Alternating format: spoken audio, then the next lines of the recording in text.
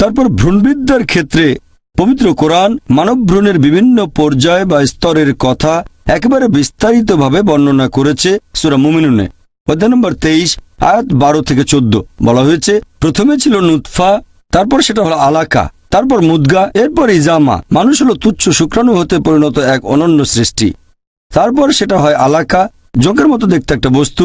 এরপর সেটা হয় চিবানো মাংসের মতো। তারপর হাড়গোড় হয়, সেই হাড়গোড় ঢেকে দেয় মাংস দিয়ে।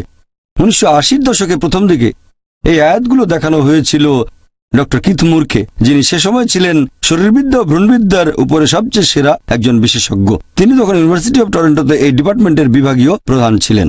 তিনি বলেছিলেন যে পবিত্র কোরআনের বর্ণনাটা বর্তমানের এই আধুনিক ভ্রূণবিদ্যার চেয়ে অনেক বেশি বিস্তারিত। এখানে স্তরগুলোর বর্ণনা আরো বিস্তারিত। আর বলেছিলেন এটা কখনোই সম্ভব না যে একজন মানুষ এই কথাগুলো কোরআনে বলে যেতে পারে।